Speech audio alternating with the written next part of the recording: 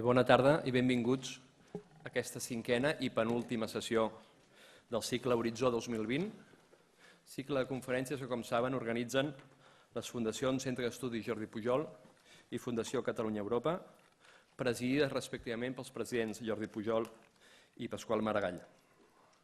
Com saben, l'objectiu d'aquest cicle de conferències és pensar en veu alta, és reflexionar sobre el futur del país, és repensar el catalanisme, intentar aportar llum en uns moments de cruïlla històrica pel nostre país. La voluntat, per tant, d'aixecar la mirada, d'anar més enllà del regat curt que a vegades la política del dia a dia imposa, política i mitjans de comunicació. Per tant, aquesta voluntat d'alçar la mirada, com dèiem, i intentar aixecar, de veure aquesta Catalunya 2020.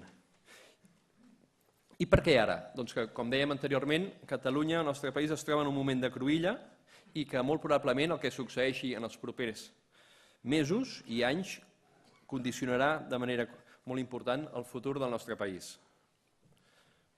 Com sabem, el catalanisme polític el podem definir com un moviment popular, un moviment plural ideològicament, un moviment que neix a finals del XIX i que ha marcat la vida política del nostre país al segle XX.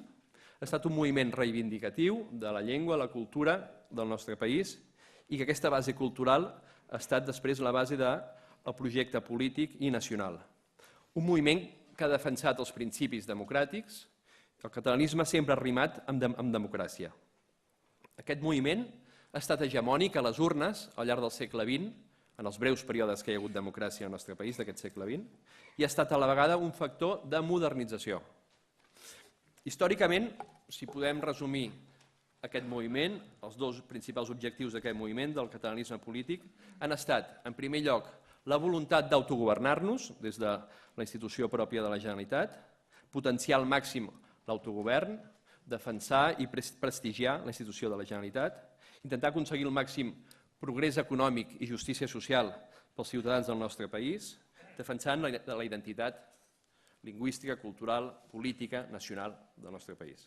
Per un costat, primer objectiu. El segon objectiu ha estat intentar transformar l'estat espanyol, perquè fos realment un estat plurinacional, en el que diferents llengües, diferents cultures, diferents identitats culturals, polítiques i nacionals fossin respectades en un pla d'igualtat.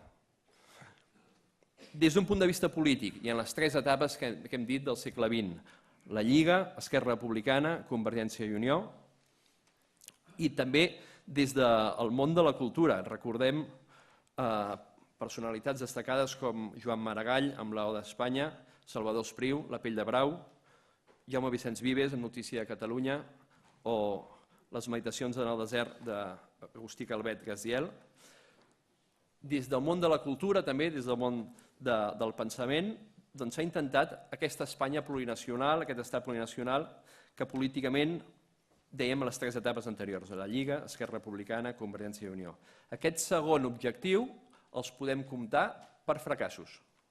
Tants intents com fracassos hi ha hagut al llarg del segle XX i començament del segle XXI. L'últim intent va ser l'Estatut d'Autonomia del 2006, que amb la sentència del Tribunal Constitucional del 2010, aquella sentència diu clarament que Espanya no vol ser plurinacional.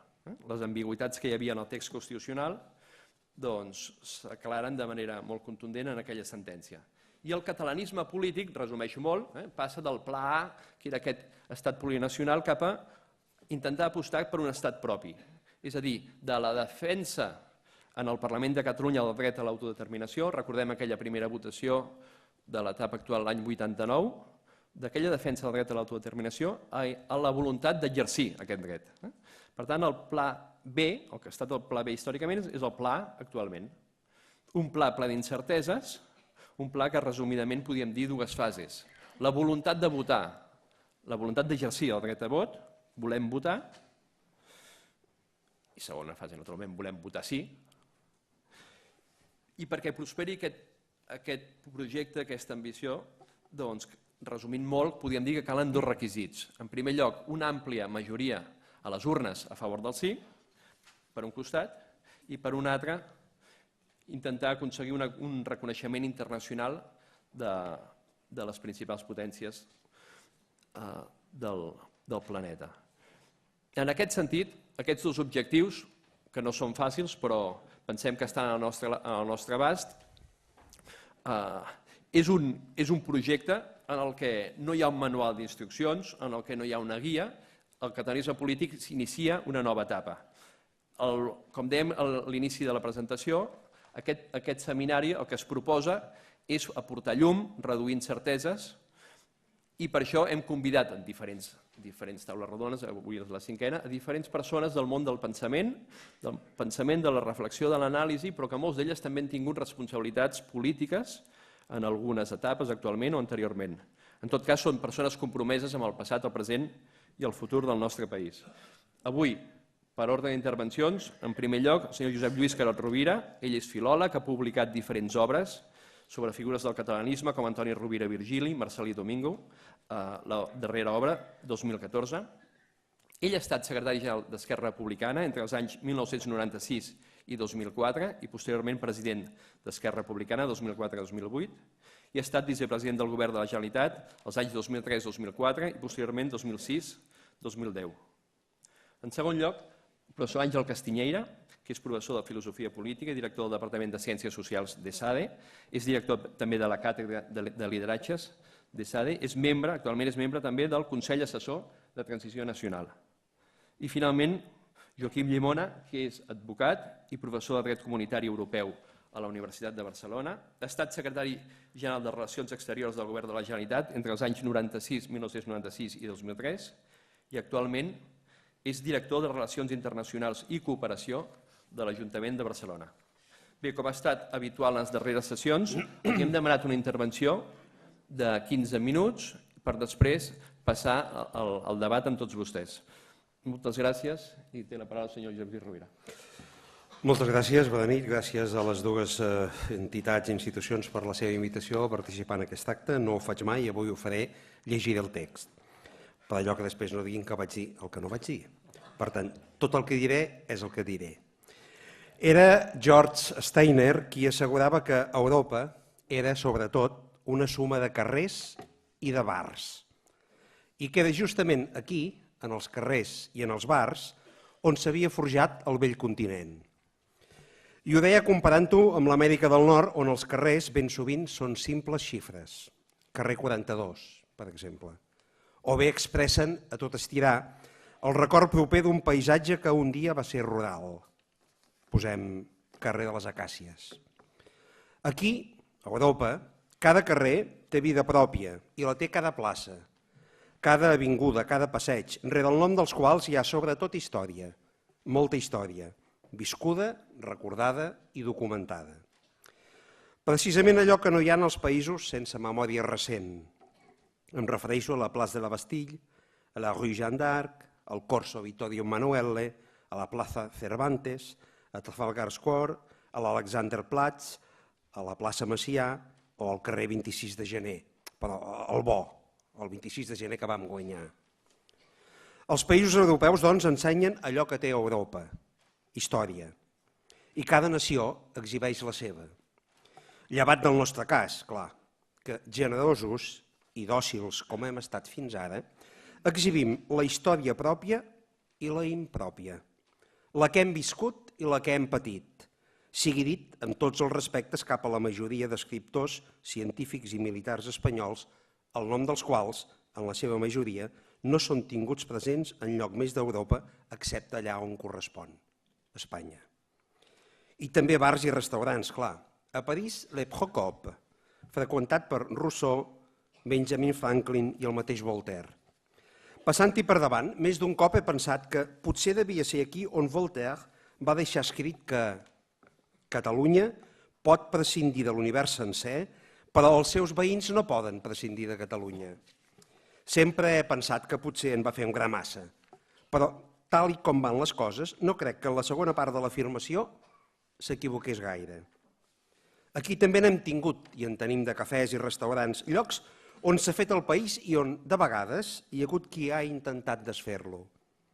Els Quatre Gats, les Set Portes, la Punyalada, el Oro del Rin, la Camarga. Catalunya és, com a Europa, la suma de bars i carrers, i no sols els noms, sinó els carrers mateixos, el sentit de festa, comerç i vida al carrer, a l'aire lliure i assolellat de la Mediterrània. Però Catalunya és, i ha estat, també la societat. No em refereixo pas al poble, a la societat nacional diferenciada, sinó a la societat més o menys moral i força recreativa. Vull dir, l'Ateneu, el centre, l'associació, l'entitat, diguem-ne, física, des de l'Ateneu Enciclopèdic Popular fins a aquesta santa casa.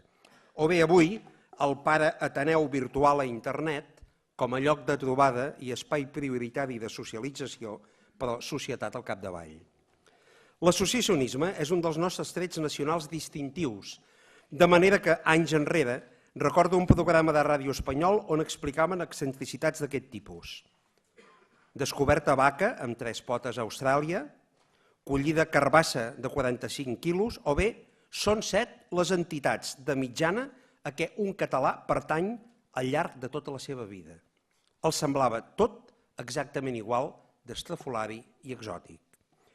Potser vostès ja saben que un servidor defensa que Catalunya no sigui menys que els altres, és a dir, que tingui un estat tan independent o bé tan poc com els altres pobles europeus que ja en tenen. De fet, d'estat ja en tenim els catalans, i 2 per falta d'un. Però no el tenim, només el paguem. Parlo d'una altra cosa, que en paguem un que sigui nostre i que per això ens sigui útil a les nostres necessitats materials, culturals i democràtiques. Dic això perquè de la mateixa manera que hem convertit en festa nacional el dia de la nostra derrota nacional, també hem estat capaços de treure profit del fet de no tenir estat. Aquesta circumstància ens ha fet espavilar i molt, prendre consciència que només ens teníem a nosaltres mateixos i que, per tant, tot depenia de nosaltres. Nosaltres no som una nació com altres gràcies a l'Estat, sinó malgrat l'Estat, perquè l'Estat que paguem, de fet, el tenim en contra.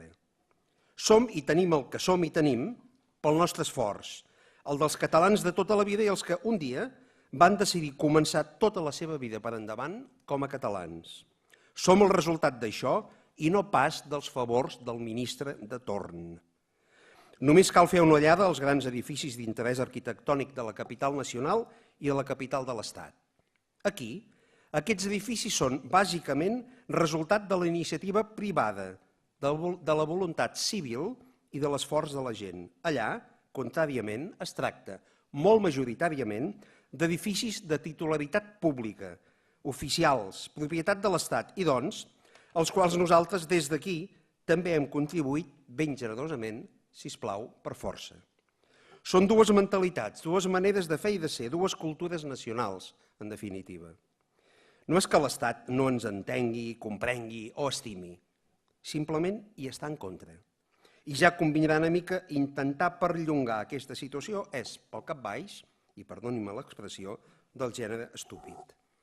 No disposar d'allò que tenen els veïns ha desvetllat en nosaltres la imaginació, la creativitat, el sentit del gust i la bellesa en tots els llenguatges de la cultura.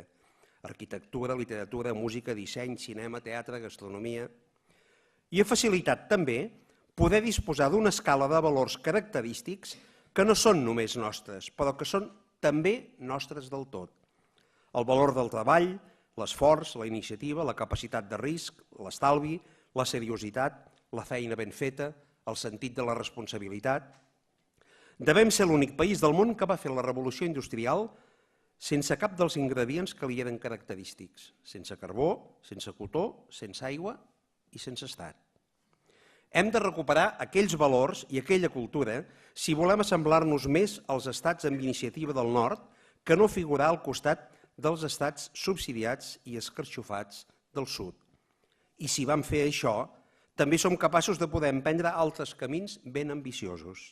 Doncs sí, nosaltres podem. No té solta ni volta entrar a discutir o a qüestionar la nostra europeïtat. Nosaltres som europeus, és clar, però europeus de Catalunya i en som des de sempre. És bo de recordar que, just acabada la Segona Guerra Mundial, el Consell Nacional Català, des de l'exili a Londres, reivindicava la democràcia i l'autodeterminació, al costat de l'ample ferroviari de via europeu. I que els 2 anys de recuperat el govern i el Parlament, el 1982, un dels primers organismes a ser creat, de caràcter públic o privat, va ser el Patronat Català per a Europa, 4 anys abans de l'ingrés d'Espanya a la Unió Europea i aviat se n'obrí una delegació a Brussel·les. Anys enrere hi havia època en què semblava que això d'Europa era, com diria el poeta, la clau que obria tots els panys. Era quan el president Pujol i el llavors alcalde Maragall ens sovintejaven organismes dels anomenats a Europa regionals i aquí ens semblava que qui sap què. En realitat, teníem tantes ganes de creure en Europa, necessitàvem tant Europa, que vam patir i exercir una certa euroingenuïtat. Ara sabem que, de fet, la continuem necessitant Europa, però que potser també ella ens necessita a nosaltres. No sols perquè en continuem sent contribuents nats en recursos, sinó també en idees, maneres de fer, punts de vista. A nosaltres i a tots els altres, clar, perquè Europa no és d'una sola manera, ni té una sola llengua, ni una religió única. Per sort, som un mosaic, un paisatge més o menys harmònic, de colors diferents i sobretot vius. Bé, vius, uns més vius que d'altres, en tots els sentits. Aquí hem desenvolupat unes pràctiques civils generalment amb el seu corresponent instrument legal que poden ser considerades davanteres a Europa i que són molt indicatives de la nostra manera de ser i dels valors col·lectius que fem nostres. Em refereixo a la protecció dels animals, no sols a les curses de braus, les parelles de fet, les darreres voluntats, el model català de laïcitat, la pràctica de la solidaritat, amb la Marató de TV3 com a mostra, el respecte a la vida privada de la gent, orientació sexual, divorcis, avortament, etc. Algunes normatives aprovades pel Parlament han servit després de model en altres indrets, no sols en algun dels 19 parlaments d'Espanya, sinó a l'Assemblea Nacional Francesa, sense anar més lluny.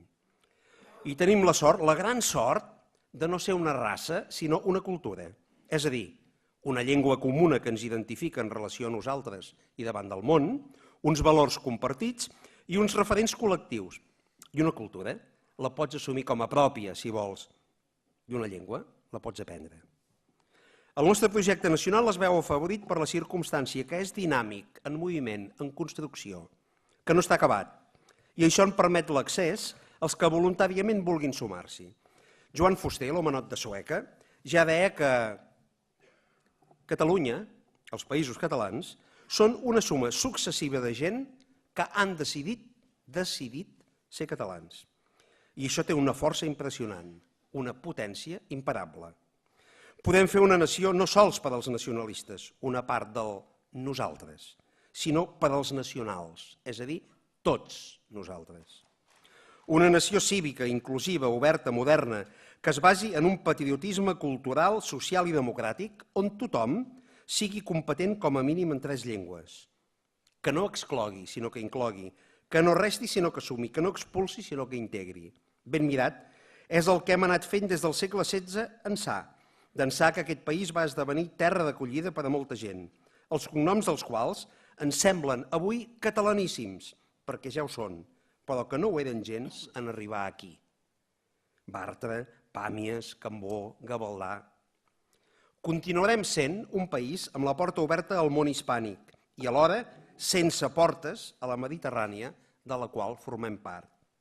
Però hem de mirar nord enllà, on diuen que la gent és neta, i noble, culta, rica, lliure, desvetllada i feliç, gràcies a Espriu. Podem construir, doncs, un país apassionant, que pot ser una mena de conillet d'Índies d'Europa, capaç de conjugar la identitat personal dels seus membres, diversa pels orígens, amb la identificació nacional comuna per la voluntat dels seus integrants. Però per això necessitem estat ara. Gaire? Gaire estat? El que calgui.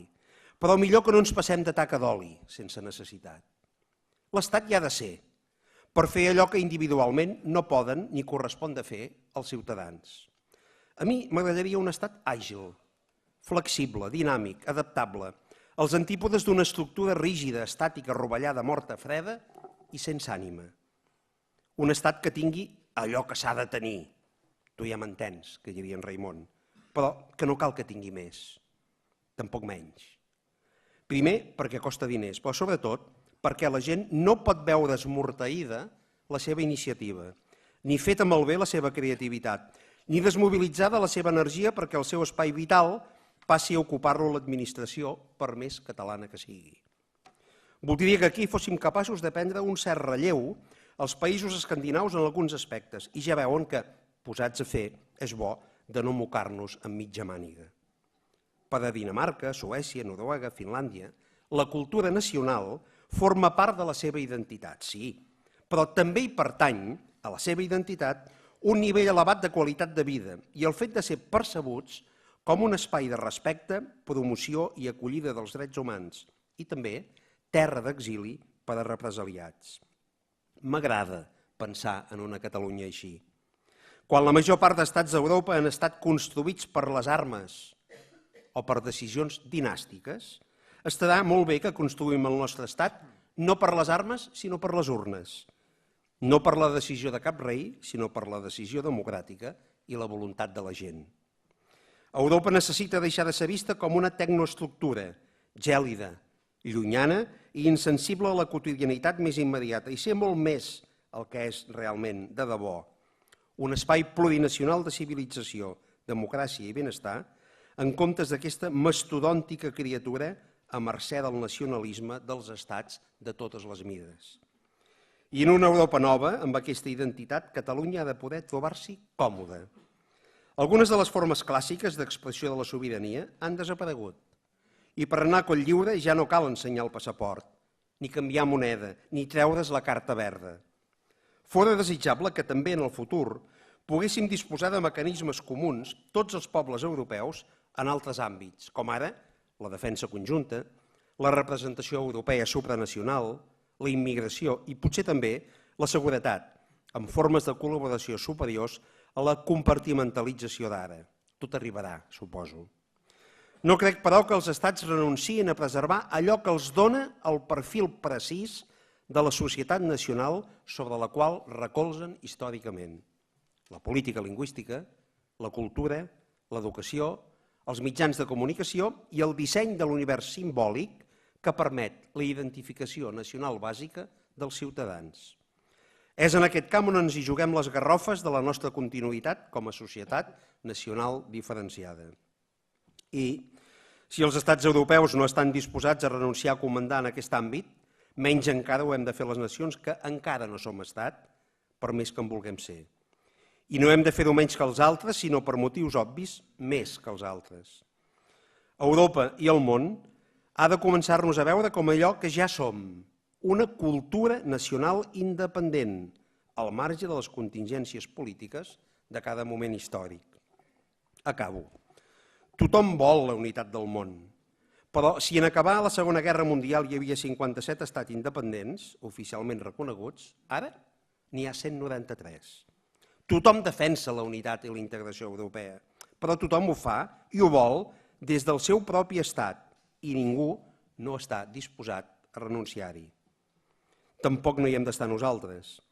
D'aquí al 2020 passaran moltes coses i el sistema de partits serà molt diferent al que hem conegut fins ara, fill directe de la transició. També, si la Unió Europea vol garantir-se l'esdevenidor, haurà de fer canvis en profunditat en l'àmbit econòmic, financer, fiscal, empresarial, diplomàtic, defensiu, social, però, sobretot, en l'àmbit institucional i democràtic, amb una veritable separació de poders, una Comissió Europea de debò democràtica per representativa i un Parlament que faci el que fan tots els parlaments del món. En una Europa així, Catalunya hi podria ser, hi hauria de ser.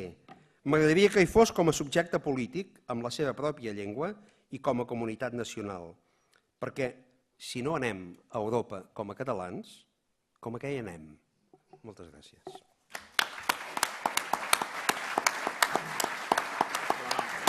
Quants minuts he fet?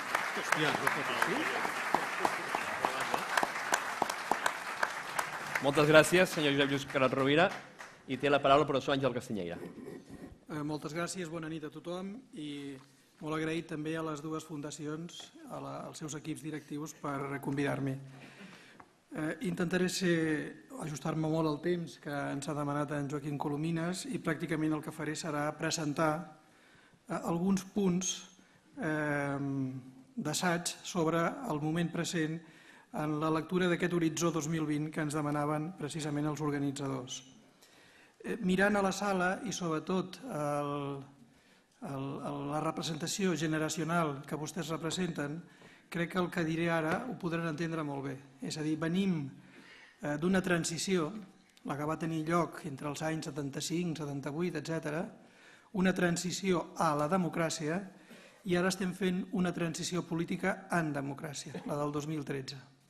A l'inici del 75-78, hi ha gent que ho va viure en més protagonisme fins i tot que no pas jo, es parlava d'immobilisme, de reforma o de ruptura, cal recordar només els llibres que s'han fet sobre la transició, i ara també es parla, d'una manera correcta o no, d'unionistes, federalistes, independentistes o de diverses vies, primera via, segona via, tercera via, etc.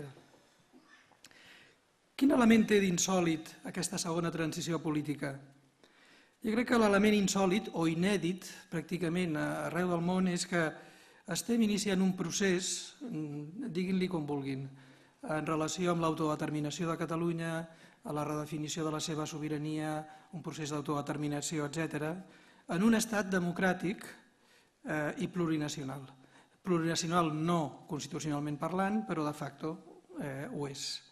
De tal manera que l'argumentari sobre el qual hauríem de bastir precisament aquesta situació seria més o menys el següent, que no desplegaré a menys que després vulguin i tinguéssim més temps. És a dir, un procés d'autodeterminació o d'independència en estats plurinacionals democràtics creiem que és justificable, tot i que és insòlit, quan un estat com l'espanyol rebutja qualsevol forma de pacte acceptable i, amb la sentència del Tribunal Constitucional, deixa sense efecte no alguns fragments o capítols de l'Estatut, sinó des del punt de vista pràctic i jurídic la totalitat de l'Estatut. Fa 2 dies feia una conferència a Madrid el conseller Mas-Colell i deia com 20 de les noves lleis que s'estan aprovant al Parlament espanyol, les 20, totes elles, pràcticament interfereixen directíssimament en les poques competències que té assignades a l'Estatut d'Autonomia. Per tant, no faré ara l'argumentari, segurament que altres col·legues del ram semblant al meu, com en Carles Boix, que han passat per aquí, ho han fet, però si volen després puc tornar a aquest punt. Per dir-ho d'una altra manera, estem en una situació descrita per un científic social ja mort, que es deia Albert Hirschman, amb un llibre que es deia Loyalty, Voice and Exit, lleialtat, veu i sortida. Aquest científic social aplicava aquests 3 termes no només a les relacions polítiques, sinó a les relacions socials o a les relacions econòmiques o mercantils. Segurament que vostès cada matí van a comprar el pa, si no cada matí, periòdicament, i estableixen amb el seu forner o fornera implícitament un pacte de lleialtat. Si tu em dones cada dia una bona barra de pa, jo et pagaré de manera justa i establirem un lligam de confiança i de lleialtat mútuament.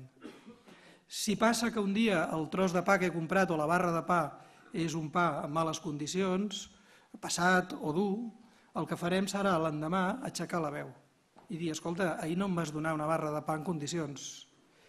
Si el forner o la fornera és sensible al seu negoci, atendrà aquesta veu i dirà, escolta, és veritat, em vaig equivocar, et regalo una barra de pa i reconstrueixo la teva lleialtat, la nostra lleialtat. Hirschman diu, si després de repetides vegades aquesta veu és incapaç d'impactar en un dels membres sobre el qual construïm la lleialtat, el que fa un dels membres de la parella és buscar la via de sortida. I això és el que estem fent. És a dir, que davant la sordesa de l'estat espanyol, fins i tot la ruptura dels vincles de lleialtat, quan la veu ja no és vàlida, l'única opció és la sortida, que en el cas de l'exemple que els deia abans era anar a una altra forn de pa i, per tant, canviar, anar a la competència, per dir-ho així, i buscar un servei més idoni, i en el camp de la política podria representar precisament construir un estat propi. És a dir, que estem, al meu entendre, en aquests moments en ple moment preconstituent. Jo penso que n'hem de ser conscients, estem en un ple moment preconstituent. Per constituir què? Ho veurem. Però per mi aquest moment preconstituent està format, crec, per 5 estadis i 3 moviments. Els 5 estadis són fàcils d'explicar. Els diré els 5 i diré que en aquests moments estem amb el número 3. El primer estadi d'aquest moment preconstituent és dir no podem continuar com estem, no acceptar l'statu quo. És a dir, jo crec que la majoria de catalans ja no volen seguir com estan, ja no accepten que el model de l'Espanya de les autonomies i de l'Estatut autonòmic sigui l'espai d'acomodació de Catalunya dintre d'Espanya. El segon estadi és, com que no volem acceptar aquest statu quo, volem decidir. El punt número 3, després de posar-nos d'acord per la via de la representació parlamentària i del govern de que volem decidir, és definir quan, què decidirem i per quina via legal. Ara estem en aquest mateix punt. I els nostres representants de les forces polítiques fan moviments, jo crec alguns més tàctics que estratègics, sobre precisament les característiques i les condicions i el contingut de la pregunta. El quart estadi, superat aquest, si el superem, serà decidir. I no hi haurà prou amb decidir, sinó que el cinquè serà conèixer els resultats de la decisió i, en cas que aquesta decisió sigui àmpliament positiva i representativa en tots els territoris de Catalunya, llavors passaríem de l'estadi preconstituent a l'estadi clarament constituent, que ara no explicaré. Deia 5 estadis i 3 moviments. Quins són aquests 3 moviments? Ho diré en 3 paraules i els explico de seguida. Aquests 3 moviments seria hegemonia de l'independentisme, procés d'independització i, finalment, assoliment de la independència. És a dir, ho dic d'una manera una mica més ordenada o més clara. Jo crec que, primer punt del moviment, estem arribant a la conversió de l'independentisme en la força central hegemònica i transversal del país. Això des del punt de vista, per dir-ho així, de la centralitat ideològica. És a dir, que comptat i debatut, revisant vots i, per tant, escons, el que trobem és que, per primera vegada, històricament, l'independentisme ha esdevingut la força central. Segon moviment, l'execució del pas que va de l'independentisme a l'activació democràtica del procés d'independització, que és el que col·loquialment anomenem procés, almenys, evidentment, des de la meva lectura. I tercer, immediatament o simultàniament s'haurà de fer l'exercici de donar contingut a la independència. És a dir, caldrà prefigurar un determinat model d'estat, estat propi o d'artefacte polític amb els seus continguts. I això, evidentment, haurà de passar quan els 5 estadis que abans he esmentat s'arribin a assolir en la seva totalitat. Mirant en l'horitzó del 2020, i ja des d'ara, precisament com que no podem fer política ficció, sinó que quan parlem sempre del futur el que fem són projeccions sobre el present, jo diria que partint del present presentaria com a 10 constatacions que poden ser, si volen després, discutibles o discutides amb vostès. 10 constatacions que al meu entendre marquen el que serà aquest horitzó dels propers anys i que aquest horitzó es podrà accelerar o alentir d'acord amb la voluntat, evidentment, dels ciutadans i també de la fortalesa o de les conviccions dels nostres representants polítics. Aquestes 10 constatacions serien aquestes. Primer, jo crec que estem deixant, si no hem deixat ja enrere, i donem per fracassada una llarga estratègia de 140 anys del catalanisme, com s'ha dit en la introducció per part de l'amic Joaquim Colomines, basada en el pacte, la pedagogia, la voluntat d'incidència i la voluntat de transformació i regeneració de l'estat espanyol. És a dir, malgrat les veus federalistes, jo penso que aquesta és una constatació de dir és una via fracassada, és una via morta, la deixem. I per tant, és aquest punt el que ens fa a alguns considerar que la idea de la tercera via és redundant, perquè ja la hem provat durant molts d'aquests 140 anys. Segona constatació, també s'ha dit per part de la persona que m'ha precedit en l'ús de la paraula, jo crec que el mapa intern de forces polítiques, com a conseqüència d'aquest canvi, està en procés de profunda transformació i encara es transformarà més. Els partits amb major vinculació espanyola fonamentalment el Partit Popular de Catalunya i el PSC-PSOE, jo crec que passaran a ocupar un lloc secundari de quasi marginalitat per molt de temps. Cosa que, passi el que passi en relació a Catalunya, tindrà una afectació profundíssima per la governança espanyola. Per què? Perquè aquests partits són partits de govern de l'Estat i, per tant, són essencials per la direcció política d'aquest mateix Estat, parlo de l'espanyol, de les comunitats autònomes i per l'exercici del poder municipal. Per tant, aquests canvis tindran o implicaran veritablement moviments tectònics. Punt número 3, important al meu entendre, sobretot per entendre o per llegir millor alguns dels moviments dels nostres líders polítics. Qui no entengui el corrent de fons i els nous escenaris que aquest corrent de fons està portant i portarà en els propers anys, qui només apel·li al passat o al manteniment de l'statu quo, sense cap més raó que defensar tautològicament la seva pervivència, aquest serà percebut irremeiablement com a representant de l'antic règim.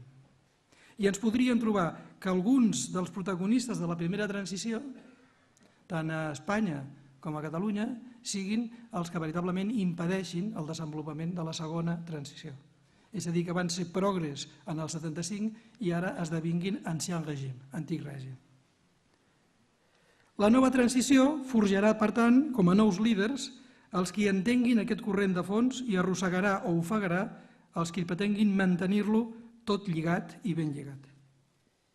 Quarta constatació, si els nostres líders socials i polítics actuals no flaquegen, jo crec que el cicle de vida de la causa sobiranista, que ja està ocupant la centralitat, continuarà la seva acceleració. És a dir, que els ciutadans i les ciutadanes catalans estan canviant ràpidament les seves pràctiques polítiques habituals i estan incorporant i donant sentit en el seu imaginari a la causa de l'estat propi. En el segle d'internet i de les xarxes, el valor percebut en les noves causes acceptades ja no evoluciona com els moviments feministes de començaments del segle XX, ja no evoluciona, dic, de manera lineal, sinó que creix a gambades, modificant ràpidament la nostra visió de la realitat. Per tant, algunes visions i alguns polítics poden esdevenir zombis, és a dir, morts vivents, perquè l'acceleració del temps i dels canvis els deixi pràcticament petrificats o fossilitzats. Cinquena constatació, jo crec que aquesta transició a Catalunya ve impulsada fonamentalment pel que jo anomeno la societat civil organitzada. Són processos amb ascendent de massa, acompanyada, i subratllo allò d'acompanyada, per alguns partits polítics i pel mateix govern. Aquest nou moviment sobiranista, per tant, és massocràtic, està format per àmplies capes mitjanes i fins i tot per una amplíssima representació del que a Catalunya seria la menestralia. I funciona de baix a dalt, amb una potent capacitat autoorganitzativa. És a dir, i això és molt important, no són 4 indignats, és gent d'ordre, sou gent d'ordre, gent com vosaltres. I per tant és la gent que ocupa l'espai central d'un país.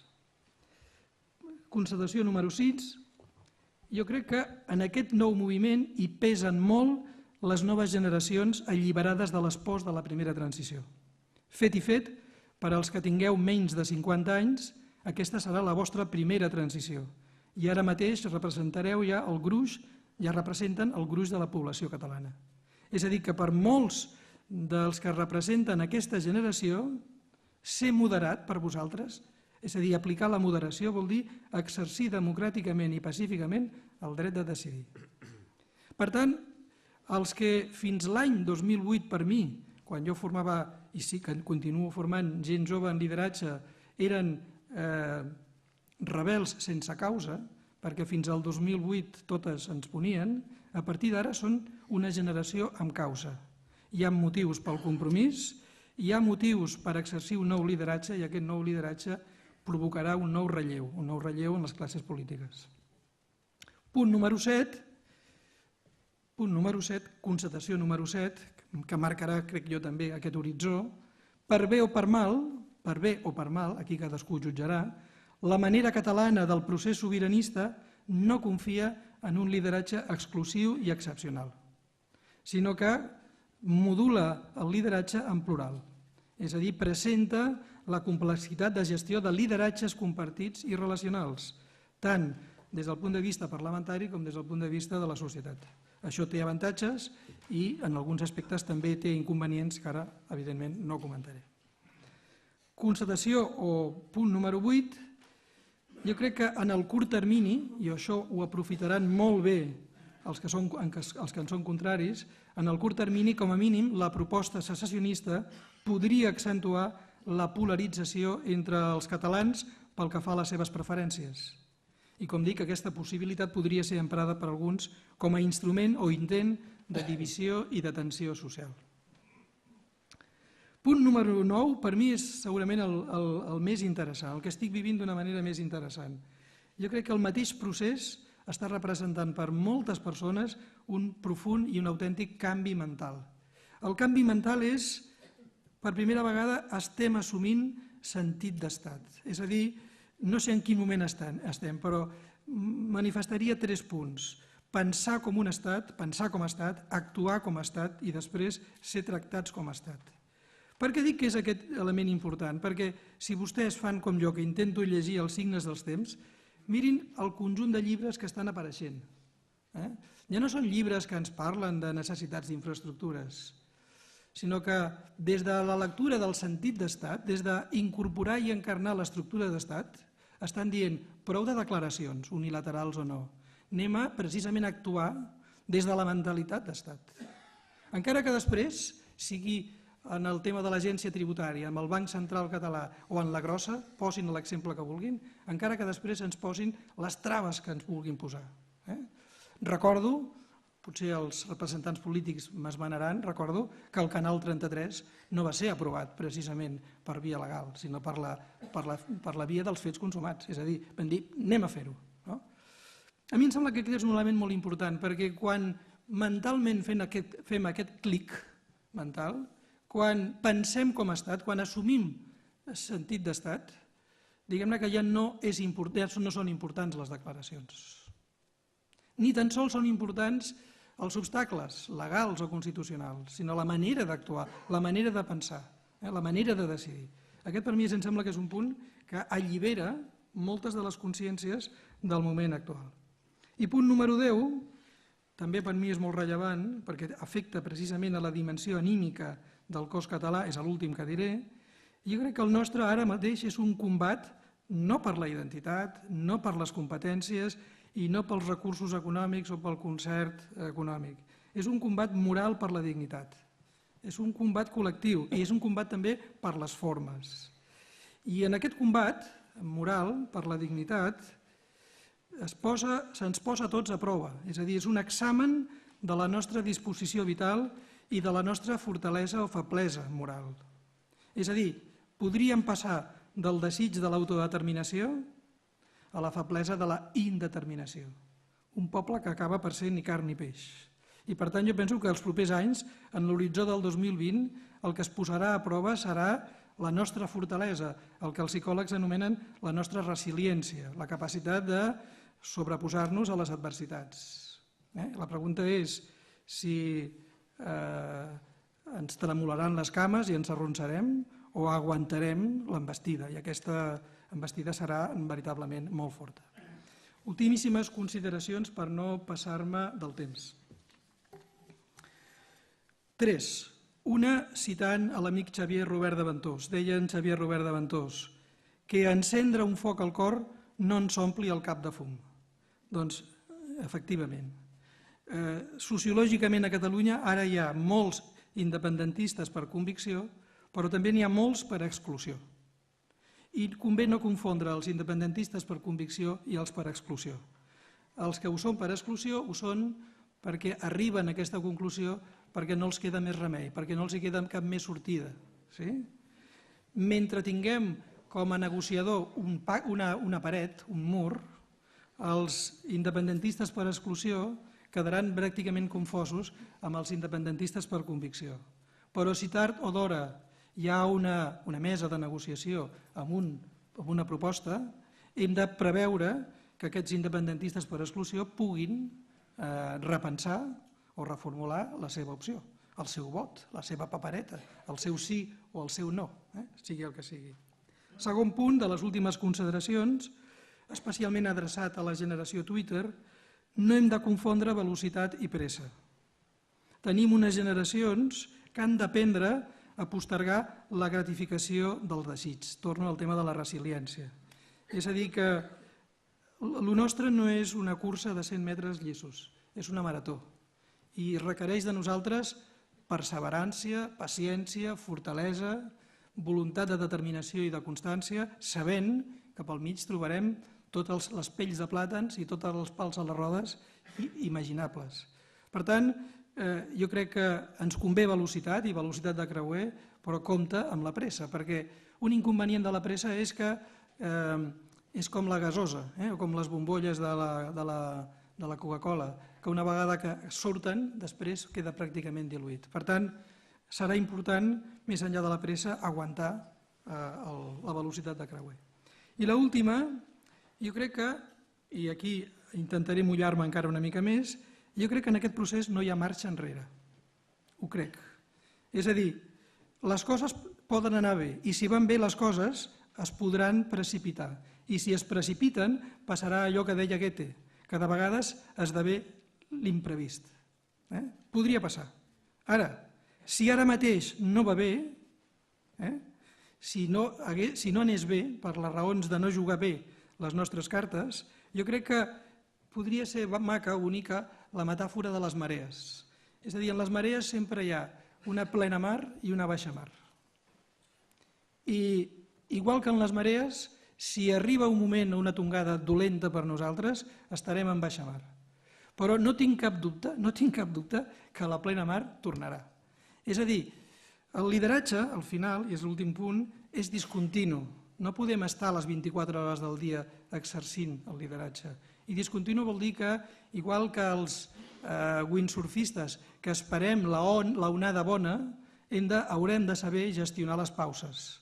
Per tant, el que no tinc dubtes és que aquesta baixa mar no ens portarà al camí d'inici de la primera transició, al contrari. És a dir que, com deia l'altre dia en Mascolell, pot ser la tasca d'una generació, la nostra, o de la propera generació, però difícilment soc capaç d'imaginar fer marxa enrere. Finalitzo amb un parell de versets del Goethe, dels quals m'agraden especialment. Diu en Goethe: el que puguis fer o somiïs poder fer, comença-ho. L'audàcia porta geni, poder i màgia en ella mateixa. Tant de bo que decidim començar-ho. Moltes gràcies.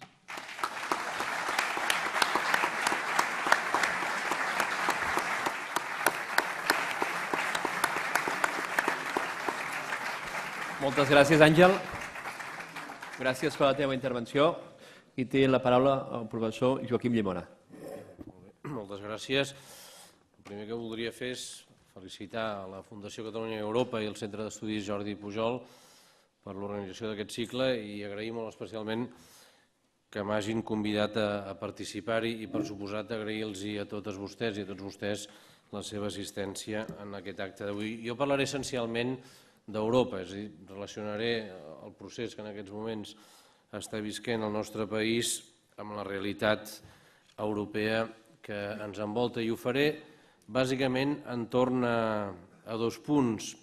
El primer, què suposa per Catalunya el formar part de la Unió Europea, i en segon lloc, i aquí és potser on ens centraré més, què pot aportar Catalunya a la Unió Europea, què pot aportar en la situació actual i en l'esdevenidor. I a mi em sembla adequat enfocar la reflexió més en termes del que pot aportar Catalunya a la Unió Europea que en termes de quins beneficis en podem treure.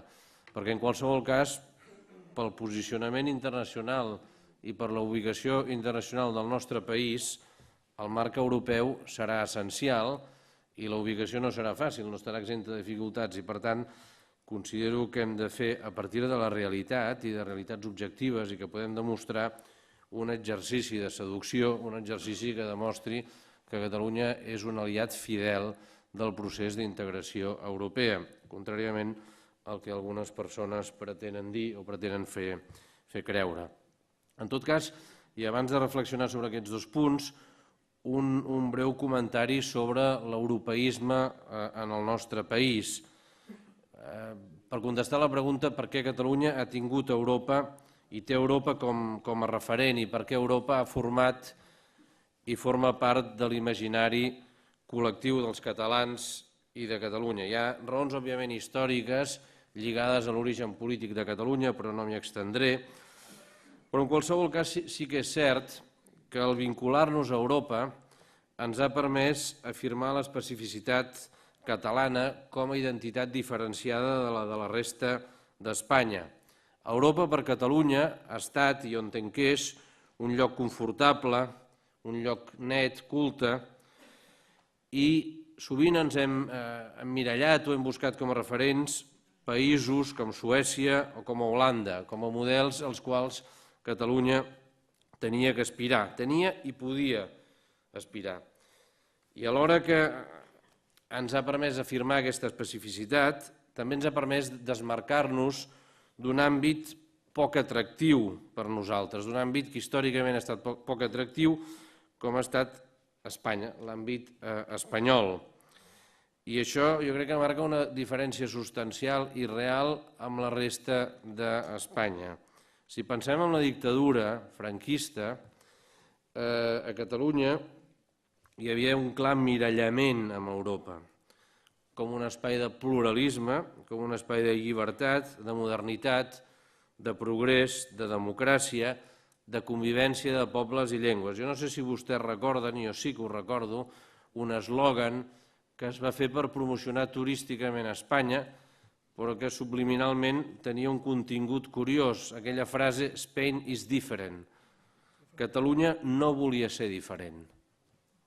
Ho patia, però en tot cas no volia ser-ho. Jo crec que des de Catalunya hi ha hagut la sensació que formar part d'Europa, el tornar a casa, com va dir el president Pujol, que va anar a Aquisgrà en ocasió de l'adhesió aleshores a les comunitats europees a l'inici de l'any 86 i va fer una conferència a l'Ajuntament d'Aquisgrà dient que Catalunya tornava a casa i que Aquisgrà era una de les capitals que Catalunya havia tingut. Formar part d'Europa suposava, per nosaltres, per Catalunya, reconèixer el valor del que és autèntic, els valors que ens caracteritzen i que han caracteritzat històricament a Catalunya com una identitat diferenciada a dins l'estat espanyol. I a la vegada és veritat que aquest europeisme català, aquesta afecció, aquesta mirada cap a Europa, l'hem pogut mantenir i l'hem pogut exercir perquè hem estat capaços, en les circumstàncies més adverses, de mantenir una identitat pròpia.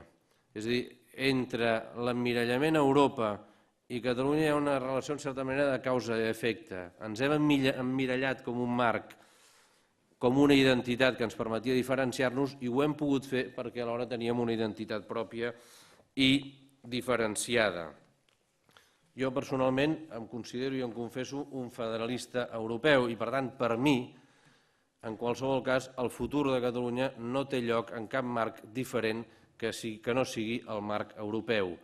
I de la mateixa manera que durant el segle XX la gran reflexió del catalanisme polític ha estat l'encaix de Catalunya a Espanya i no sempre amb resultats tangibles i concrets, o més aviat amb escassos resultats tangibles i concrets, avui el gran repte del catalanisme polític, el gran repte de Catalunya és com encaixar-nos a Europa, com trobar un encaix a dintre de la construcció europea. Jo ja els he dit que em considero un federalista europeu i si vostès volen els reconeixeré que fins i tot amb un punt d'utopia. Però jo no renuncio a imaginar la Unió, uns Estats Units d'Europa, és a dir, la Unió Europea que van concebre els pares fundadors, que van ser capaços de crear una unió entre estats que havien estat secularment enfrontats 5 anys després de la fi de la Segona Guerra Mundial.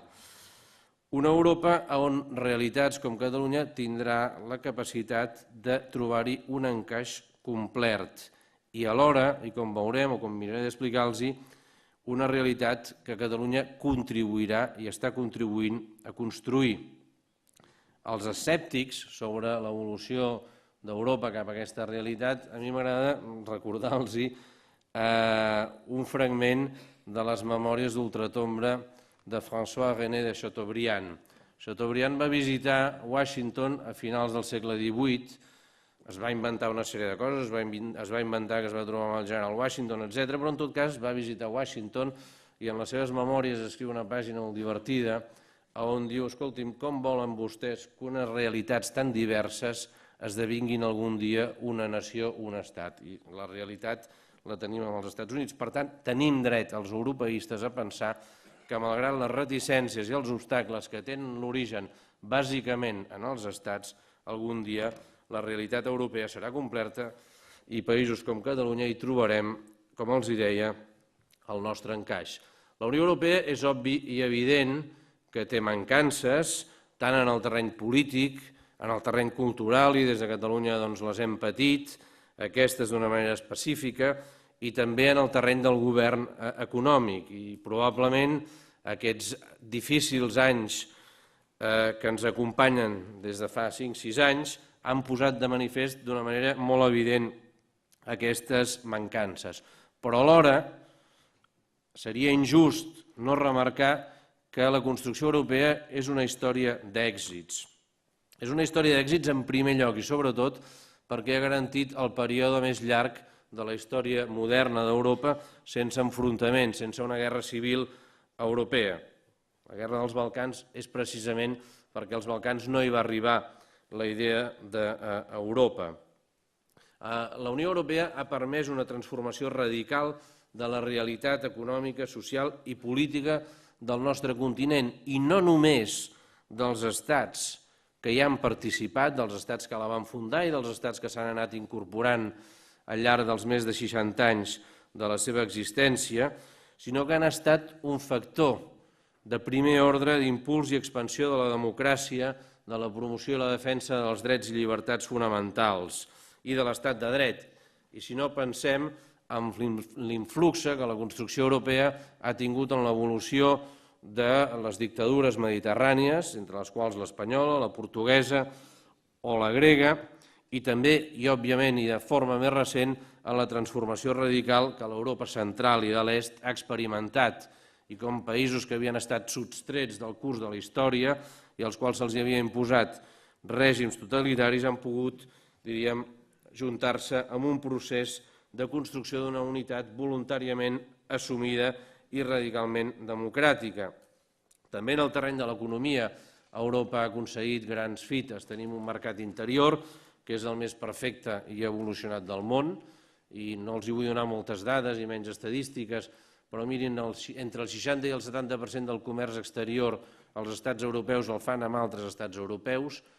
A l'altre referent que trobem, que és Mercosur, aquest percentatge es queda en un 17%, i això demostra com funciona de bé una cosa i com no funciona una altra. Tenim una moneda, tenim unes polítiques de cohesió, i en qualsevol cas, en la nostra vida la incidència de la construcció europea, de les polítiques europees, és constant i evident, amb les tarifes del roaming de mòbils, amb la baixada dels preus dels bitllets d'avió, amb obligar a modificar clàusules abusives dels contractes d'hipoteques en les entitats bancàries espanyoles. Això ha estat una sentència del Tribunal de Luxemburg, del Tribunal de Justícia de la Unió Europea, que ha obligat aquesta modificació, i amb tants altres exemples. I nosaltres ens hem beneficiat com a país d'aquesta realitat. Ens hem beneficiat, mirin, ahir feia 38 anys, o va fer 38 anys, de la mort del dictador i de la fi formal de la dictadura franquista. Per tant, fa més anys que no tenim dictadura que n'havíem tingut. És el període més llarg de democràcia que el nostre país ha viscut, i no dic que tot sigui mèrit d'Europa, ni molt menys, però jo crec que l'estabilitat política que ha garantit el formar part del procés d'integració europea, de la Unió Europea, primer de les comunitats i més recentment de la Unió Europea, ha estat important en aquesta estabilitat política. També ens hem beneficiat, malgrat que els darrers anys són especialment difícils, d'un creixement econòmic.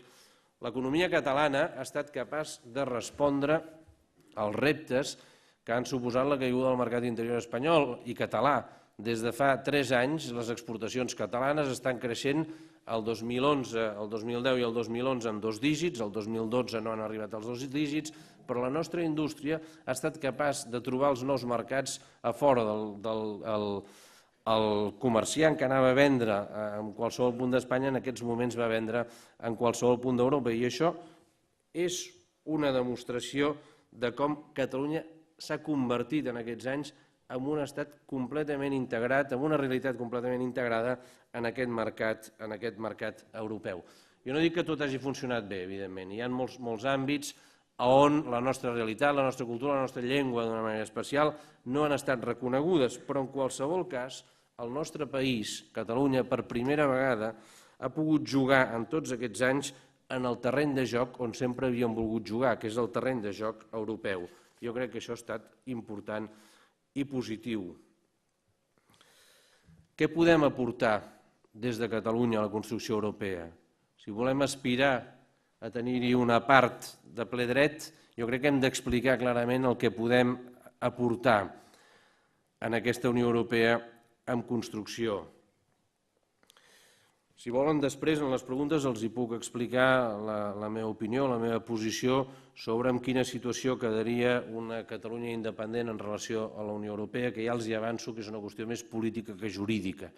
De la mateixa manera que es va trobar una solució per l'entrada sense adhesió dels lènders que havien conformat l'antiga Alemanya democràtica, si hi ha voluntat política es poden trobar sens dubte solucions, però en tot cas sobre això no m'hi extendré. Catalunya, què pot aportar aquesta Unió Europea? Mirin, si pensem en el que hem fet durant aquests 25 anys, hi ha una frase que ho resumeix. Catalunya, les realitats com Catalunya han estat un factor clau de la integració europea, perquè per nosaltres les fronteres, els obstacles, les divisions són un factor de contricció, no marquen la nostra identitat. Agafem la Cerdanya, separada per una frontera que, òbviament, per nosaltres és una frontera completament absurda i completament fora de lloc. Si pensem en altres àmbits, la ciutat de Barcelona, el port de Barcelona, l'aeroport de Barcelona, tenen ple sentit i adquireixen la seva plena dimensió si els treballem i els situem en una dimensió euromediterrània. És a dir, l'aeroport de Barcelona, per créixer més, ha de ser un aeroport, el gran aeroport del sud d'Europa, el gran aeroport de la Mediterrània. Per tant, nosaltres, a partir de la constatació que necessitem integrar-nos econòmicament en aquest espai europeu, hem contribuït a treballar en aquest espai europeu. És cert que ara plantegem un joc en un terreny diferent, però quan vàrem crear l'Assemblea de Regions d'Europa, quan vàrem crear els 4 motors per a Europa, l'Euroregió, la Comunitat de Treball dels Pirineus, el que vam expressar i el que s'expressa i en el treball quotidià que fan aquestes organitzacions s'expressa és el compromís de Catalunya en afavorir que la integració europea, que és un marc teòric amb uns tractats, sigui una realitat i que els nostres estudiants, les nostres empreses, els nostres científics, els nostres creadors culturals puguin treballar quotidianament amb els seus veïns d'altres països, dels països veïns i de països més allunyats.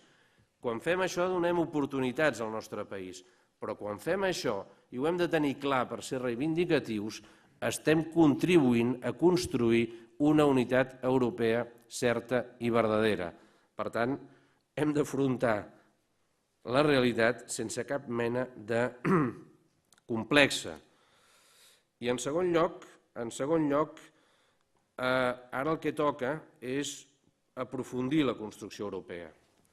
I sovint es critica a Europa, es critica a la Unió Europea per la seva absència d'acció en la crisi econòmica, per no actuar amb decisió en la gestió de les crisis migratòries.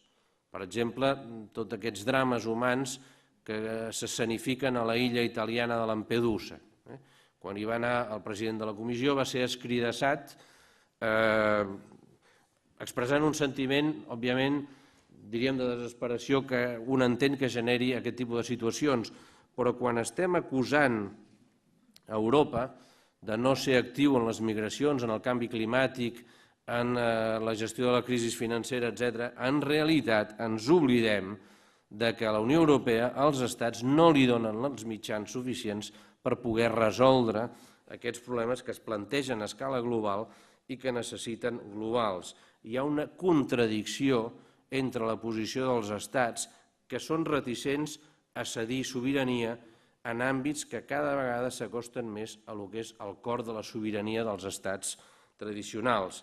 I, en canvi, des d'una realitat com Catalunya, jo entenc que podem contribuir a aprofundir en el procés d'integració europea.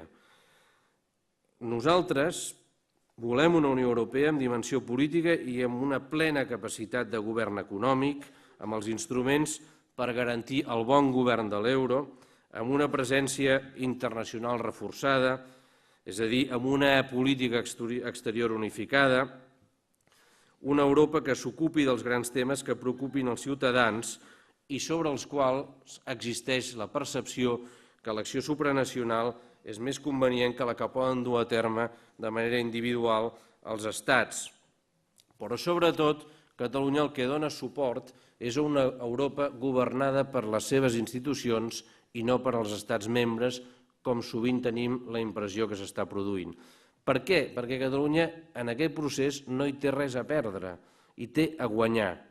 Catalunya, no parlo amb permís de l'exconseller d'Economia, però no crec que tingui la voluntat d'encunyar moneda, ni posarem obstacles a que les grans decisions en l'àmbit de la macroeconomia s'adoptin des de Brussel·les, ni que s'harmonitzi el nucli de la fiscalitat com exigeix un mercat que funcioni. Acabo, estic acabant. Ni a tenir una política pròpia de defensa, ni a tenir una veu diferenciada en les grans qüestions de política internacional. En tot això, a Catalunya ja ens sembla bé que Europa parli d'una sola veu. I això és el contrari del que passa amb els estats tradicionals, que veuen un atac al seu nucli, al nucli de la seva sobirania.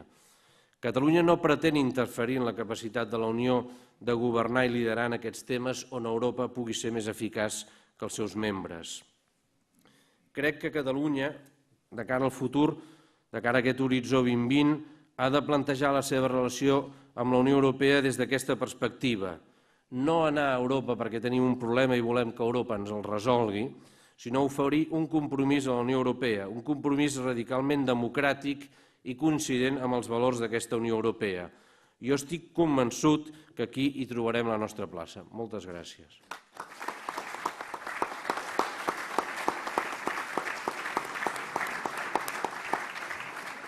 Bé, moltes gràcies, Joaquim Llimona, per la teva intervenció.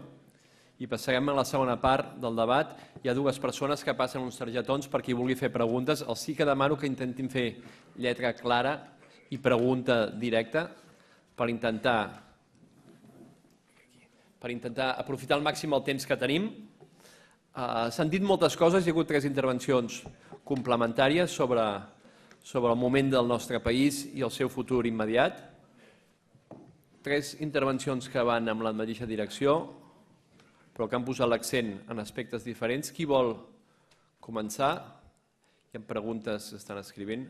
Si volen aprofitar els membres de la taula breument per si volen comentar algun dels temes que han sortit fins ara. I si no, aneu passant targetons així que pugueu, si us plau.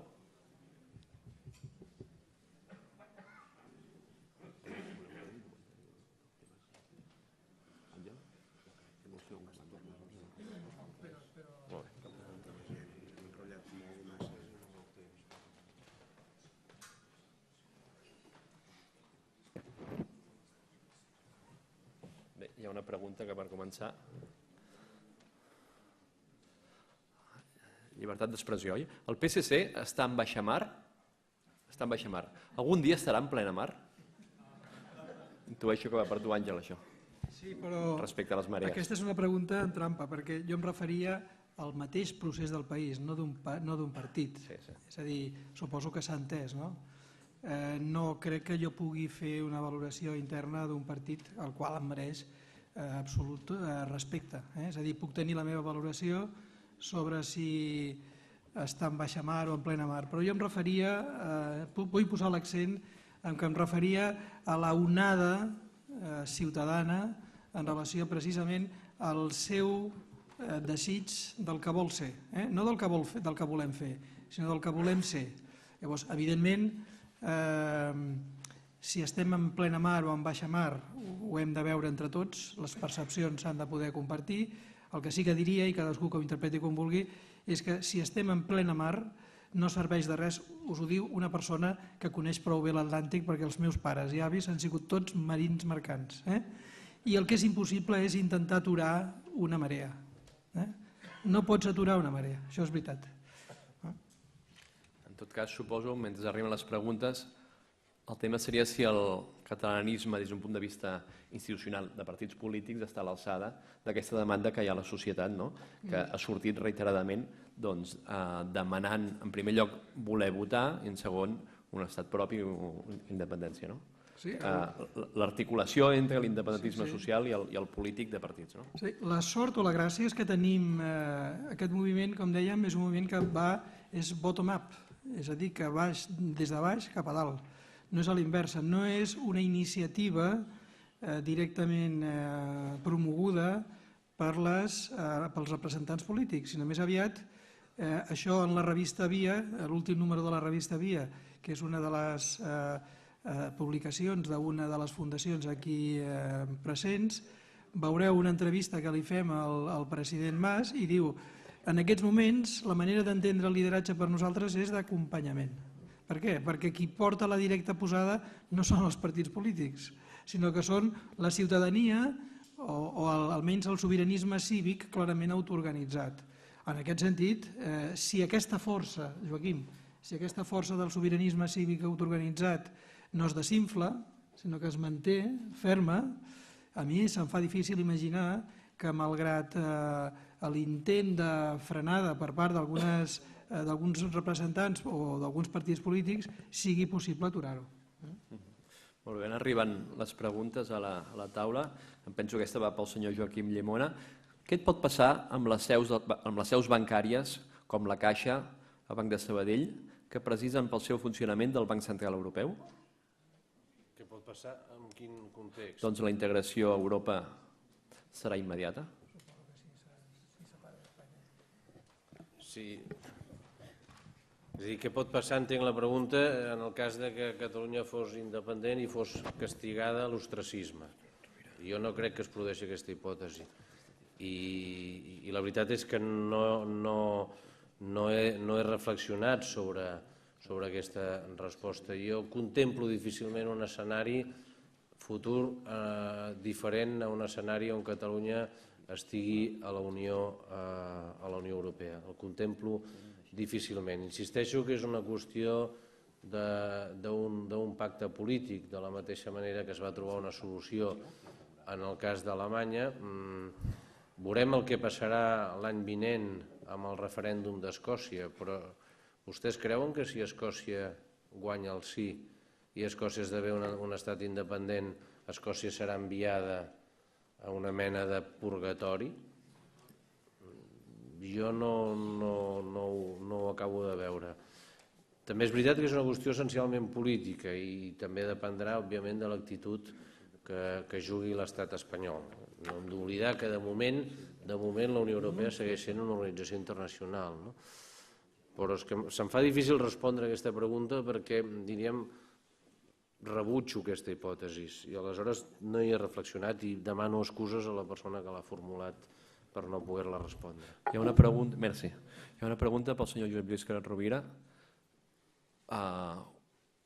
Posicionament, després la pregunta concreta. Des de diferents posicions s'ha dit que el resultat de la consulta, si bé no és el cas d'Esquerra, hauria de ser clar, consistent i representant de la majoria. La pregunta: pot donar una xifra al seu criteri de quins haurien de ser els percentatges mínims en quant a la participació i el favorable al nou estat? No n'he muntat mai cap jo de referèndum, però vaja, suposo que només cal mirar el que ha passat arreu del món, allà on s'ha fet, i com en tot procediment democràtic, doncs qui guanya? Guanya qui en té més. Jo soc de lletres, Per tant, evidentment que m'agradaria que la participació fos com més alta millor. Em sembla una mica fora de lloc plantejar uns índexs molt elevats de participació quan resulta que en les eleccions convencionals de vegades l'abstenció arriba a uns límits francament exorbitants. En tot cas, només vull fer referència al darrer referèndum d'Escòcia, perdó, el darrer referèndum del Quebec. El referèndum del Quebec, el sí va guanyar pel 50,25%. I tothom va dir no, està claríssim el resultat. Si és sobre 100, 50, tot el que passi del 50, ja ha guanyat.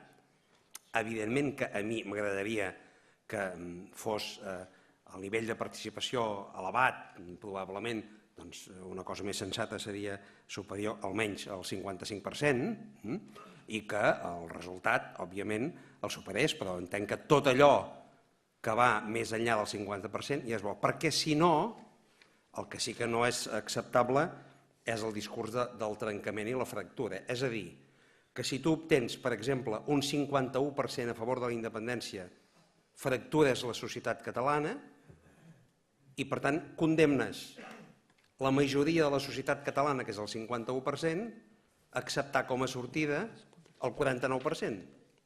Potser més aviat la injustícia seria aquí, no? Però, en tot cas, jo crec que el que és habitual en tota mena de votació democràtica. Bé, hi ha 3 preguntes sobre Europa i, per tant, sembla ser que van pel professor Joaquim Llimona. Una sobre la moneda. A un país exportador com Catalunya li convé tenir l'euro? No seria més positiu en una Catalunya independent tenir una política monetària pròpia? Aprofitem? Acumulem? Joaquim? Acumulem? Sí, la moneda. Una segona diu: existe un paralelismo actual entre lo que pretendía Hitler y lo que está alcanzando la Alemania actual, o sea, el dominio total de que en estos está haciendo en Europa. Hi ha una pregunta ja, una reflexió. I la tercera pregunta és sobre l'últim aspecte de la teva intervenció. Què podem aportar a Catalunya a Europa? Plantejar-ho des d'aquest punt de vista, què hi podem aportar? Diu, gairebé s'ho planteja així, ningú s'ho planteja així, però malauradament ara tenim una Europa dels estats. Deixaran els estats el poder que ara tenen? Per què ho haurien de fer? Primer, rebutjar, evidentment, qualsevol paral·lelisme entre la política actual a Alemanya i el règim de Hitler. No té res, absolutament res a veure. Res a veure. Alemanya ha fet una gran catarsis, és un dels estats, i això és una de les coses que l'han oblit més com a estat, que ha reconegut d'una forma més clara, reiterada i evident els errors històrics que ha comès, i per tant ens poden agradar més o menys la senyora Merkel, ens poden agradar més o menys les polítiques d'austeritat, però Alemanya és un país radicalment democràtic. Per tant, mirin, qualsevol comparació amb el nazisme l'hem de manejar amb una gran cura, perquè el nazisme és una cosa absolutament horrorosa i cap situació actual té res a veure.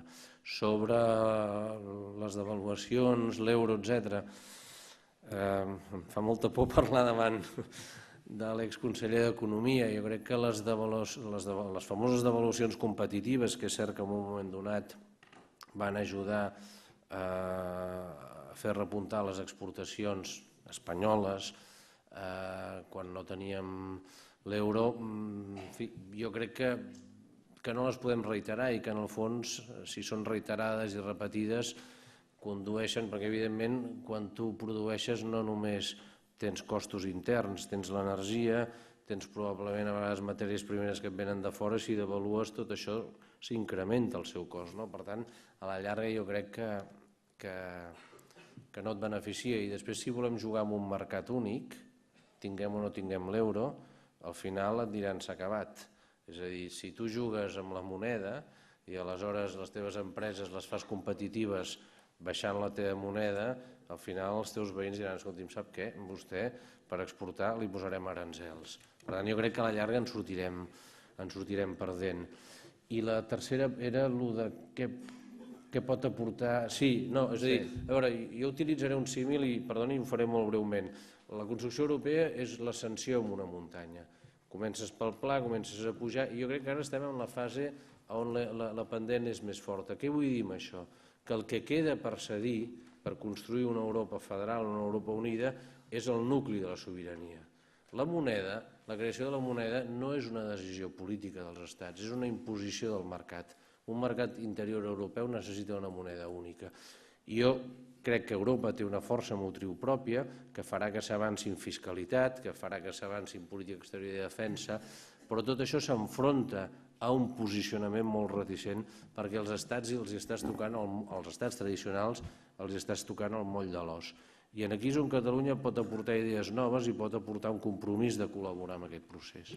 Merci. Hi ha 4 preguntes que les agrupem i em penso que van adreçades pel senyor Josep Lluís Carod Rovira i Àngel Castanyeira. Per aquest ordre, les acumulem. La primera diu, l'horitzó 2020 de Catalunya està molt clar, però com respondrà el govern de Madrid fins al 2020? Vaig avançant. Creieu que donada una declaració unilateral d'independència el govern espanyol mitjançant l'exèrcit ens esclafarà? També declaració unilateral d'independència. Una DUI, com a sortida del procés, seria rebuda i respectada relativament fàcilment per Europa i altres estats? I l'última també, en aquest sentit, crec que no hi haurà, diu qui pregunta, el senyor Jaume Casas, crec que no hi haurà referèndum, Espanya no ho permetrà, eleccions plebiscitàries però en continua declaració unilateral d'independència, i l'endemà del dia D, Catalunya haurà de negociar molt amb Espanya. Quina força tindria Catalunya? Les hem agrupat perquè són el mateix tema. Qui vol començar? Començo jo, tant li fot. Quina serà la reacció d'Espanya fins al 2020? Bé, pel que sembla fins ara, Espanya en relació a Catalunya, no sé si per sort o per desgràcia, ha actuat sempre més amb la força que no pas amb la intel·ligència. És a dir, si hagués actuat amb la intel·ligència, ja fa anys, dècades, que això estaria neutralitzat. En relació a Catalunya, sovint Espanya ha pensat més amb el budell que amb el cervell, per tant, més amb l'estómac que no pas com a resultat d'una reflexió intel·lectual a política. Ho estem veient ara, és a dir, davant dels moviments socials, és a dir, en el sentit que és el conjunt de la societat qui es mou a Catalunya, a l'altra banda no hi ha res, és a dir, hi ha l'insult, hi ha la mentida, hi ha la desqualificació, hi ha l'amenaça de força, però no hi ha cap proposta, no sé com dir-ho, de seducció que pugui ser atractiva perquè la majoria de la gent digui, doncs mira, saps què? M'han convençut. Aquest model d'estat que ens proposen m'agrada tant que m'hi quedo. Això fins ara no ho ha dit ningú, per tant, res fa pensar que la resposta d'Espanya pugui ser sensiblement diferent a això. El tema de la declaració unilateral d'independència, l'exèrcit i tal. Tots els processos d'independència, tots, és a dir, tant aquells que els fas per la via directa com els fas de manera pactada, com aquells que es fas perquè et peguen una puntada de peu al cul, perquè se't treuen de sobre, que és el que va fer, una miqueta, ara que no ens escolta ningú, Txèquia amb Eslovàquia i el que va fer Espanya amb la Guinea Equatorial, tots, s'acaben amb una declaració unilateral d'independència. La independència te la declares, no te la declaren. El normal, el que seria sensat, desitjable, és que hi arribessis després d'un acord amb l'Estat del qual, democràticament, pacíficament, políticament, diguem-ne, et separes. Crec que el tema exèrcit ja va de soi, que diuen a França, això no, a la Unió Europea no m'imagino, diguem-ne, els tancs apuntant a on?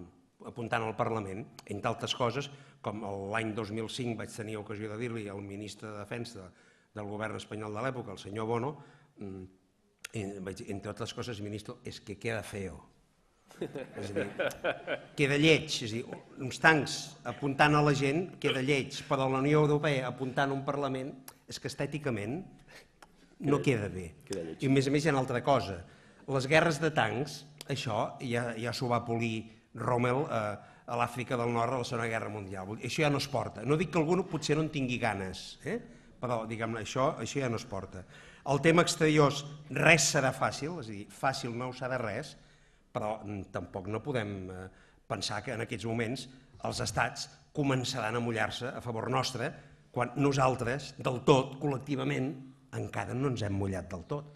Per tant, no esperem més dels altres que no pas de nosaltres mateixos. Reconèixer la independència d'un país comporta no només simpatia cap a aquell país, també pot ser per motius, diguem-ne, a veure com ho diria, hi ha estats al món, home, que unes certes ganes ni tenen amb Espanya, històricament, i per tant ens podem veure afavorits per moltes coses. Ara, això s'ha de treballar, aquest tema s'ha de treballar i s'ha de treballar amb discreció i evidentment hi ha moltíssima moltíssima feina a fer. I el tema del plebiscit, jo crec que sí que hi haurà referèndum, però tot fa pensar, jo crec que el referèndum hi serà després d'unes eleccions. És la meva opinió estrictament personal. I caldria que hi fos, perquè allò que diuen no vols brou, doncs no una tassa, dues. És a dir, fas eleccions i les guanya, que jo crec que és la clau de tot, una majoria nacional democràtica pluripartidista, que aquesta és la clau, i després et pots permetre al cap d'un mes o 2 o 3 fer un referèndum. Això de consulta ja deixem-ho estar. Consulta és el que fem quan anem al metge, el consultem. Doctor, li voldria consultar aquest gra que m'ha sortit aquí, o tinc una mica de mal de cap, vostè què em recomana, aspirina o gelocatil? No, el que volem fer és un referèndum, perquè allò que votem es converteixi finalment en llei i en realitat.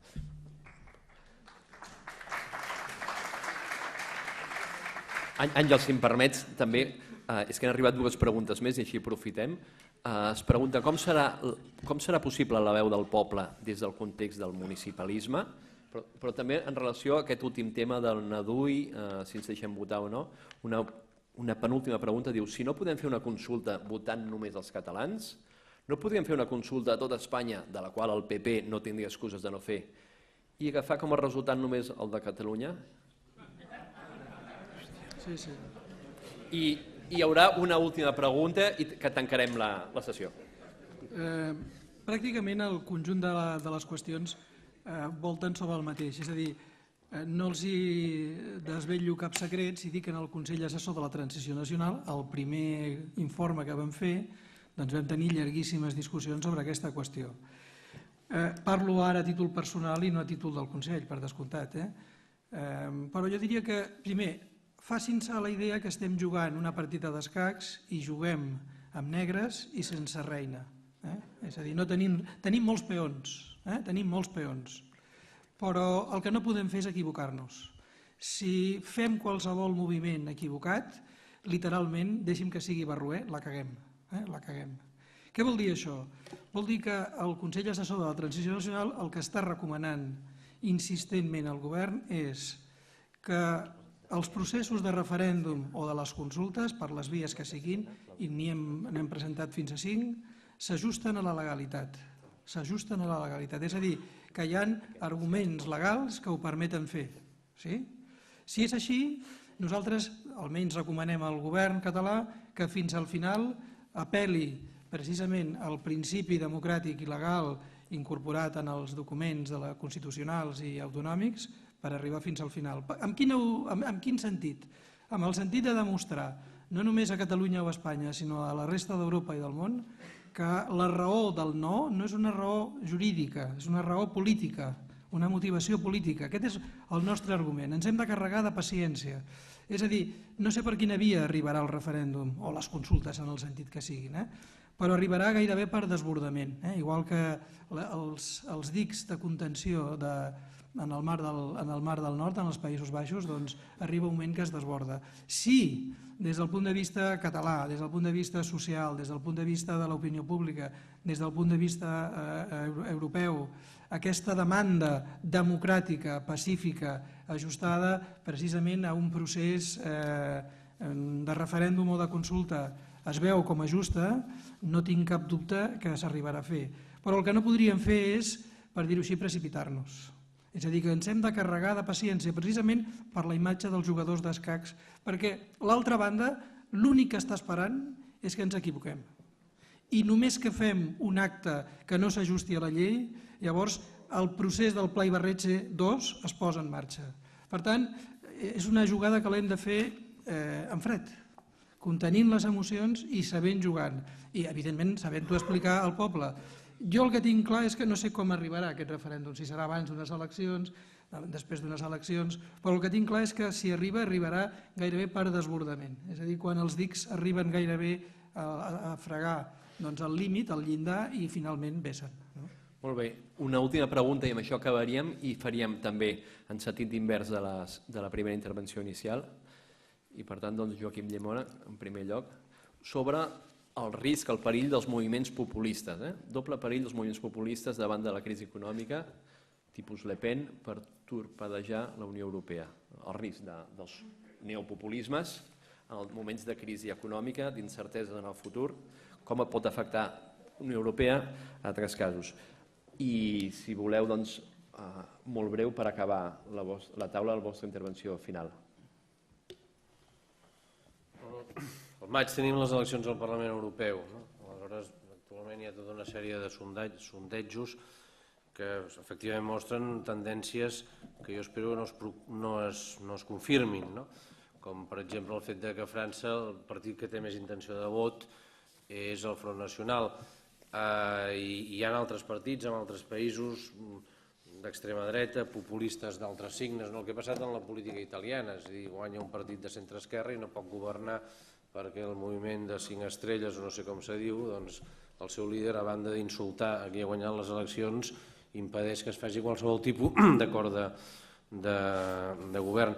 És obvi i evident que quan les coses van malament, quan hi ha atur i hi ha crisi econòmica, doncs és molt fàcil excitar la gent, apel·lant al que és una mica diferent, a l'emigrant, al que té un color diferent, al que pensa diferent, i aleshores jo crec que el que hi ha d'haver-hi és un pacte molt sòlid i molt estable entre els partits democràtics, els partits tradicionals. Jo crec que els partits tradicionals són essencials perquè els invents amb gaseosa, de no traspassar barreres, de no traspassar línies vermelles i de no fer demagògia en àmbits que fan créixer opcions extremes d'un signe o d'un altre. Merci. Simplement, jo crec que hauríem de diferenciar ideologies d'extrema dreta o no, o d'extrema esquerra, populismes, i després barreges d'aquestes dues qüestions. És a dir, que segurament expressions d'aquests moviments a França, a Grècia, a Itàlia, barregen en algun moment elements que tenen a veure o bé amb factors ideològics molt vinculats a la dreta o fins i tot a l'extrema esquerra, o bé factors que, com s'ha dit, vinculats precisament a contextos de crisi, de manca de sentit, del que els sociòlegs anomenen anòmia, afegeix aquesta dimensió populista d'un discurs relativament rotund i clar que el que permet és aplegar o acumular o mobilitzar un conjunt de gent. Això, diguem-ne que és típic, ja ho ha dit en Joaquim Llimona, és típic precisament de contextos de crisi. És a dir, no és estrany al meu entendre que apareguin, en el cas de Grècia, per exemple, aquest tipus de moviments. L'altra cosa és quin nivell de recorregut pot tenir. Molt bé, moltes gràcies. Bé, de la mateixa manera que la desaparició del comunisme no va comportar que desapareguessin les injustícies contra les quals lluitava el comunisme, és cert que tots aquests moviments populistes o d'extrema dreta en algun punt essencial s'aprofiten de funcionaments inadequats, poc atractius, escassament democràtics de la Unió Europea.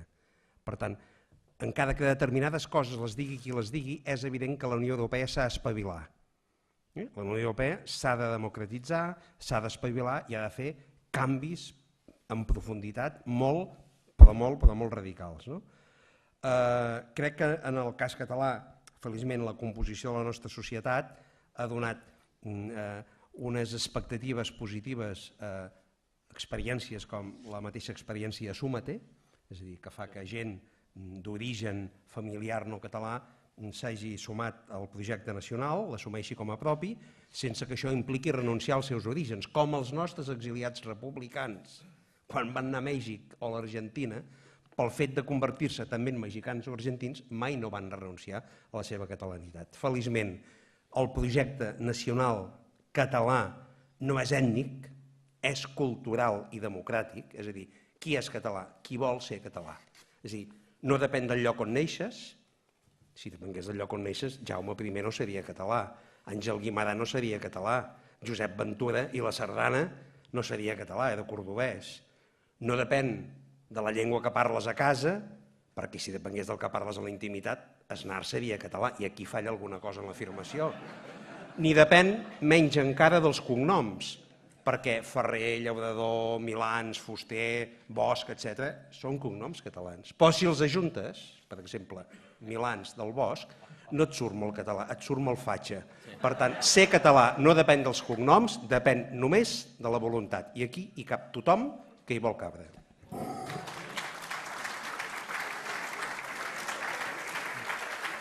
Moltes gràcies Àngel Castiñeira, Joaquim Llimona i Josep Lluís Carot Rovira. Només per acabar recordant que la propera sessió i última serà el proper dijous 12 de desembre amb els senyors Antoni Castells i Pere Pugès que ens acompanyen i la senyora Imma Tovella. Moltes gràcies i fins aleshores.